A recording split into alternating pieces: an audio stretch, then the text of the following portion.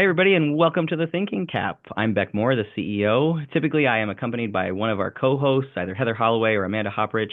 And unfortunately, today I'm by myself, but that's okay because I have a phenomenal guest with me, Rachelle Abbott, who is on another episode Hello. as well to talk about her leadership journey. But today we are here to talk about very specifically her organization, STEP, who serves Lycoming, Clinton, and Tioga counties within the Community Action Network here in Pennsylvania. So welcome, Rochelle. So happy to have you again. Very glad to be here, Beck. Thanks so much. Excited to have a conversation. Yeah, so one of the things that we've really tried to start to do within the Thinking Cap within our podcast is to talk a little bit about our agencies, meeting with some of our executive directors, talk about who each of you are, because while we are very much unified in our framework of community action and the way that we look at things, evaluating community needs assessments and trying to create programs and strategies to address those community needs. And Jen Wintermeyer says this in our video, right? Even the way that we address those needs within a local community from one zip code to the next can be very different. And so we want to make sure to share a little bit about each of our networks organizations, what you do, some of the programs that you run. And so that's what we're here to do today. So All right. thank Well, you. I could talk about this forever. So make sure you get your timer on and tell me when I have to, cut it off. I will. So let's start with an easy question just about so I know that you run many different programs at STEP. If you can share, a few examples of some of those programs and an overview of a key program that you really want to make sure to highlight on today's call. Okay, so I call this the elevator speech for Yes, STEP, please. right? Love Yeah. it. So we are the community action agency for Lycoming and Clinton County. We also provide services through the Early Learning Resource Center to Tioga County. Our mission is to engage diverse individuals, families, and communities in the pursuit of social and economic success. And we fulfill our mission between our programs, and our programs are very life cycle in nature. So we help individuals who are going to have a baby, so pregnant mothers, all the way to individuals who are older adults. And so we are unique in the fact that we have both our Head Start, early Head Start program, as well as our pre-K counts. And then all the way on the other end of the spectrum, the Office of Aging is under our umbrella. And I know that there's not that many community action agencies that have kind of both ends of the spectrum. So we are, I think, very lucky to have that kind of life cycle of services. Yeah, In absolutely. the middle of that life cycle, we have a lot of services that really focus on family and families in crisis. So our basically just community development family navigation program that really focuses on family navigation. It's in our community collaboration pathway. And then which is part of the One Stop. And then we have our workforce development programs. We also provide transportation, both for medical assistance transportation as well as workforce development transportation, and then our housing programs. So our housing programs really focus on the weatherization as well as housing rehab in general. And so those are kind of the big picture programs that we kind of operate on a daily basis. Our AmeriCorps program fits under the community collaboration pathway. If you're keeping track, in total, we have about 34 different programs that we have under our umbrella. So if you want me to speak about one in particular, I'll Yeah. If you let if you me. don't if you don't mind, I want to pause. I'm going to give you a second to think for a second Yes. to decide which one you want to highlight. But I think, you all are one of our organizations that has a very high number of programs. And a lot of times within our network, we get tangled up in describing who we are as a collective network. And it's challenging because there are so many different programs that each of you facilitates, administers, however you want to, whatever language you want to use. But as you mentioned, I want to make sure to just kind of pause there and say that yes, you are one of only two agencies in the state of Pennsylvania, at least, that has Area on Aging as a part of your organization. So it's you and the Greater Erie Community Action Agency, located, of course, in Erie County. But I do think it really creates an ecosystem of care Mm-hmm. for the families and multi-generational families, right? It creates a lot of opportunity to serve folks robustly. But the other thing I really love about you all and so many of our agencies is that that also doesn't stop you from having really great partnerships in the community and Yes. acknowledge when you don't have a program or when you don't or aren't able to serve a particular maybe deep cultural need, that you're also working with other organizations within that community to accomplish those things together. Yeah. I mean, being a community action agency and doing the community assessment really defines like, okay, what can we do internally and what can we do externally? And I would say over the last, 14 years that I've been here, that's how all the new programs have been developed, right? And so the one stop, which is really kind of the central intake, I would say, for our organization really came about because, there was such a siloing of programs and programs across both our agency as well as our partners. And so being able to have that one place where people come in, they do an assessment form, explain what their needs are, and then we can move forward based on whether are they in crisis today or are they in a place where they may need case management, but it's not like in a crisis situation. Yeah. And so I think, you're definitely right on. We talk about ourselves as a network, but oftentimes we don't highlight the specific programs that we have. What I want to do is highlight a really exciting transportation program that kind of goes from kind of start to finish, right? So in the needs assessment, it illustrated really that Clinton County is a desert of transportation. And so, there was for a hot minute, a River Valley Health and Dental or River Valley Transportation had a fixed route there, but that didn't last very long. And so the community in Clinton County is very large. It's a very large county, very rural. And so without a fixed route, the only thing they had was our transportation, which is shared ride. And so we worked with PennDOT and the rest of our partners to actually develop what's called a designated stop. And so this program really focuses on the extra seats that are already existing within our buses from going from one appointment to the next. So think, okay, this person is going to dialysis with the hospital, but going to that hospital, we can pick up people and fill up those spots until we get to that hospital, right? And they may also be going to that hospital. So we worked with PennDOT and developed a systems approach to the designated stop. And we have 3 routes that we operate. One is from the Lock Haven Center all the way to Williamsport. One is from Renova to Williamsport. Renova to Lock Haven and then Lock Haven to Williamsport. And then the other one is kind of an interbus kind of style, which goes from Lock Haven to Mill Hall. And so this kind of system of transportation is relatively new within kind of the Pennsylvania structure. There's only a few designated stops, but it really kind of provided that gap. And it really has been going really well. Most of the trips for the designated stop since we started almost 2 years ago now is for workplace. And so people are going to work utilizing this service. And that is just incredible. I think that's really remarkable. And you're maximizing the investment of that public resource in a way that helps individuals. It doesn't allow for waste, right? I mean, what a great story to tell for all kinds of reasons and genuinely helping people in a space where there's not a lot of public transportation. Maximizing efficiencies. I think that's a really key piece. Yeah, no, I really appreciate that very much. I also want to go back to something you talked about around the framework of your intake process, because this is something that I know in my own life that has been difficult in navigating some hard situations, that your intake process really does have a trauma-informed approach. And so I want to just recognize that. And so when I say that out loud, and feel free to add anything else you might like, is that when we're going through scenarios, right, needing resources for whatever that reason might be, we have to explain ourselves and explain our situations and what we've gone through over and over and over again through the intake process. And that is re-traumatizing. Yes. And I find myself all the time wanting to say, well, just read my file.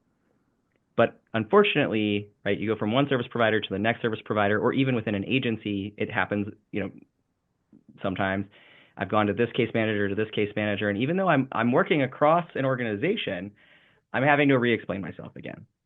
And so it really minimizes that, and whether it's intentional or not, it does create a space where the client doesn't have to do it. And so I think that that's really important, just acknowledging that that's, whether it was a part of the framework, I appreciate it because I think it's important. Yeah, I mean, it was totally part of this framework because we're really focused on, right, that strength-based customer services. And when you're looking at that, people don't want to retell their story, right? They're coming to us when like it's the hardest part of their life, likely. Like they never really thought that they would have to be coming for services, particularly with some of our housing and homelessness services. Sure. The individuals that are coming to us have found themselves in situations that, they never expected to be in. And so to continually ask for like, how'd you get here? What happened? So we really kind of try to eliminate as much as possible that reiteration and just focus on, okay, these are the services that you may be eligible for. These are the exterior services you might be eligible for. And this is how we're going to move you forward, whatever your journey is to self-sufficiency. Yep. And so some of our programs are very kind of long in length, like our YES program can be up to 18 months. The YES program is for Youth Enrichment for Success. And this is a program specifically for either at-risk youth or youth in the juvenile justice program. And that's like a long stay that they have with us, right? Mm-hmm. Or it could be somebody from 211 that is registering with the 211 system who's basically in our system for a very short period of time until we get them rapid rehousing, right? And so no matter what type of customer you are, we don't want you to have to kind of reiterate your story over and over again because it is re-traumatizing and it takes a lot of courage, really, to come to our services, to come to our agency and be able to be vulnerable and say, I need help. Right. And we're not going to get to really help the people that we need to and want to help if they don't feel like we're there and really being thoughtful and helpful to them and knowing that what we're doing is going to have an impact. Right. It creates trust, and I think it's yeah, I just think it's such an important part of the framing of this for sure. And one of the things that we hear fairly often, and this is one of the questions we ask folks typically, so just saying this out loud now, that what are the myths that we're busting about community action and or the clients that we work with? And I think that's one of the myths very often that we talk about is that poverty, homelessness, not things that are by choice more often than not, right? It's things that have happened around us, and it's not just about the circumstances that that we've put ourselves in. Sure, people make choices sometimes, but it's so many more layers than that. Yeah, one of our programs is called the supportive housing program. For that program, you have to be self-sufficient prior to getting into that program, and then some kind of traumatic or crisis life event. So a loss of a partner, a car accident, various things like that have perpetuated health bills, maybe a person kind of getting into a place where they aren't being able to be self-sufficient.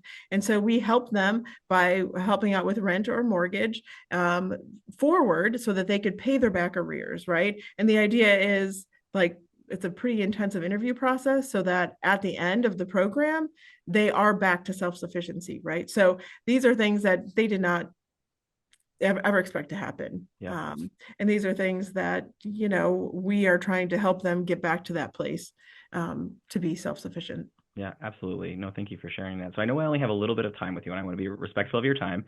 So is there anything in particular that you want to lift up in terms of an emerging trend or an issue within your community that you are thinking about and or your community needs assessment has really pointed to that you're trying to, crack that nut, fix, solve the Rubik's Cube of how to figure this situation out, or something in particular that is really on your mind right now as you're, particularly because I know, in another episode, we're talking with you about your leadership journey. I know that you're only about a month in, right, as the executive director. And by the time this airs, you'll be a few more months in, but still new in your role. What's top of mind for you? Yeah, so that's a great question. So one of the things that really has been at the top of the radar for a few years now is childcare. We are the Early Learning Resource Center, but as that, we support providers and then families who are working or going to school for the subsidy end of it. And so I'm very happy to report that we, through kind of an innovative really, I'm gonna be honest, it was like this idea that I thought was like real. And my director and I were talking about it. We're like, this has to be happening somewhere. Well, it's not actually happening anywhere, but now it is because we're doing it. So the substitute aid pool program, and this is a very, love very, this so very much cool program. And we just did our 100th, which is crazy because we just started in like the end of October, our 100th like time frame of us being in those classrooms covering the slots. And so this is kind of like a fun matchmaker program where individuals who want to work as classroom aides, they become step staff. They are classroom aides and they work within local childcare facilities. And we have an app called Connect Teams that connects them to open spots, like open shifts, and basically what time that you are available to be in those shifts. And so we just completed our 100th shift. It is huge. We have 11 facilities on board. We have 5 individuals right now that are operating as aides, but then a lot of other ones that are kind of coming on board. We're around 80% of completion of each of those shifts and of those in each month. And so it's pretty significant. I would say it has really kind of changed the kind of the face of the childcare in our area. Many of the directors have come out to basically say, like, we would have to shut down if it wasn't for this program. If it wasn't for this program, we would like literally have to shut down. Shutting down a childcare doesn't just impact the childcare; it impacts every Right. single family that has children at that childcare, and thus also impacts every single employer that has children at that facility. So Absolutely. there is so much kind of layered and kind of wave effect to childcare within our community, and both in Lycoming and Clinton and Tioga, this is like a childcare desert, right? And so if we can do our small part, and through the SAP program, I think we really are, and we're working to expand that into Tioga County and Clinton County. It's incredible. So right now it's in Lycoming County. It's been primarily funded through Lycoming County ARPA funds for kind of the startup, but it is going really well. And it's been kind of one of those things where for years we were like, what are we going to do? This is such a Yeah. challenge. Right. We kind of found a little innovative solution. So, No, I love that so much. I know you had shared that recently. We were somewhere and you had shared a little bit about it. But we need to do a future episode about this because I think it's something that is um, replicable. That I think is one of those 100%. right those best baked ideas from within our network that Yes. others should take notice of. I think it's deep community solution, created from understanding needs and trying Mhm. to say, okay, we can solve this. Yes. Yeah. And I think it's super replicable. I mean, really love the idea of like an open book. Like, we are very much happy to create and share because Yep. that's how we all get better. Yeah. That's how we are able to address those needs. And why waste more energy trying to do something similar when you can just replicate? I used to always say that in a prior organization that there really aren't any new ideas. There is just a evaluation of current ideas and seeing if it can fit and Hmm. massaging it a bit to make it fit within a different framework. So yeah, I believe that wholeheartedly for sure. Yeah. Well, Amanda would be very disappointed in me if I didn't ask this last question of you, and then we'll make sure to get you on the road so you can get home. Um, so the huggy heart of the matter, as we like to say as we Ooh. like to say, what myths are you busting about community action right now? So, let's see. Within all the work that we do, I think one of the myths is about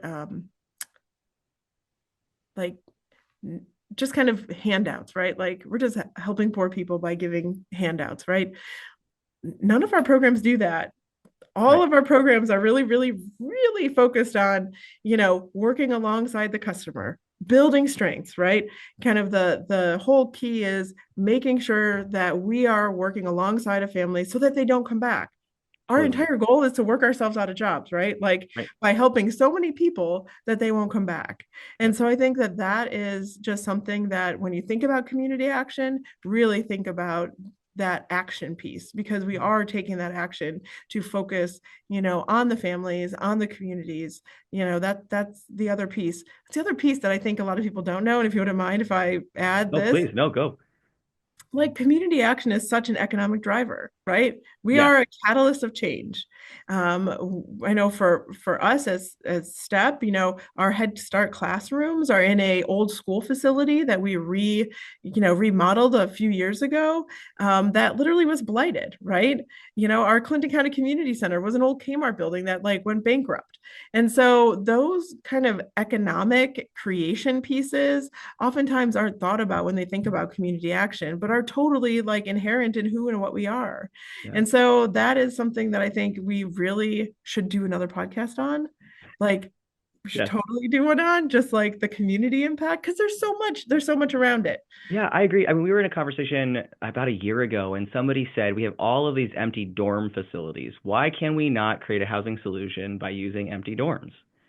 And that has been on my mind for a while, and trying to, Yeah. to try to facilitate conversations on a local level. But I think, not for me to solve, because I'm not doing the work in the local community. I'm supporting you all as community action agencies. But I think understanding deep community need Yes. and figuring out those solutions is just such a remarkable part of what you just shared, because that's Yeah. what you're doing, Yeah, right? it's those kind of like big picture aha moments that you can actually like translate, right? And maybe I have the ability to do that as a planner a little bit more, but really it's the team. Yeah. Our team is incredible and we're able to kind of do these things. Like we installed a exterior fitness track, right, for the seniors in our community. That was like in a kind of desolated park, right? Now it's used all the time. People love it. And so it's really is kind of looking at those needs, thinking outside the box, and then partnering with organizations and agencies that are going to help make your reality real, right? Yep. And so it is the community end of it, I think, isn't talked about enough. Yep. Because we are our day to day is families, but we do so much of that community work. We're a large employer in our rural Pennsylvania county, right? We have Yeah. 300 staff. Yeah. Well, we have And over so, 2,000 community action employees within the state of Pennsylvania alone. yeah, that's huge. Well, and we say this a lot, is that everybody, I think it's in our video, I think Megan Shreve says it towards the end, is that everybody wants to dream big, and we at Community Action, we give people that reality. But I'm going to go a step further and to say, I think we also bring dreams to communities, right? Mm-hmm. We're making a community better in order to bring dreams that, maybe that walk, that garden, that ride to work, all of those things open up other opportunities. Yes, it's about creating the space to be a great place to live, work, and play. Yeah, yeah, And we just as much as municipal government and state government, federal government, our local business partners, like we are part of that. Like yep, we are creating that space. yep, And if we want Pennsylvania and our region to thrive, we have to be a partner. We have to be a vocal partner within that because, we're a player. yeah, yeah. No, I absolutely feel that, and I think your planning background also gives you, I think, uh, a step up from other organizations that maybe don't have that same type of position sometimes. I'm not saying that our other organizations don't do this same work, but I definitely, even in the context in which you explain things, I think a lot of times, having gotten to know you over the last few years, I can see that so clearly in the way that you describe things. It's just a little bit different than sometimes the way that others do. So I Yeah. appreciate that. Thank you. Of course. Interconnectedness, right? Yeah, yeah, no, for sure. And that is social determinants of health, right? You're creating a place in which somebody would choose to live. Yes. And will thrive, right? Yep. Yes. Yep, absolutely. Anything else you want to share before we say goodbye?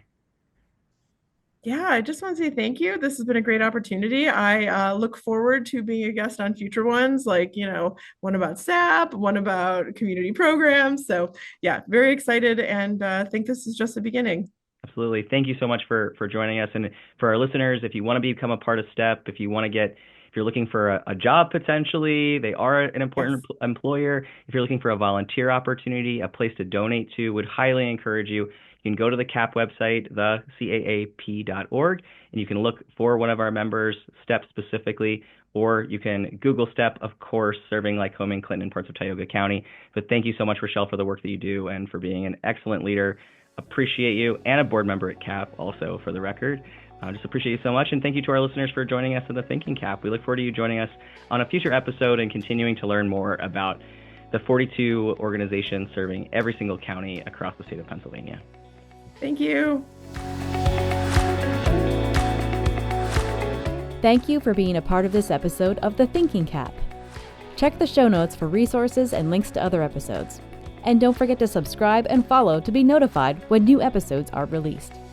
If you have any community action questions you'd like Beck, Amanda, or one of our local experts to answer in a future episode, please email your questions about community action to info@thecaap.org. Subject line: ThinkingCAAP.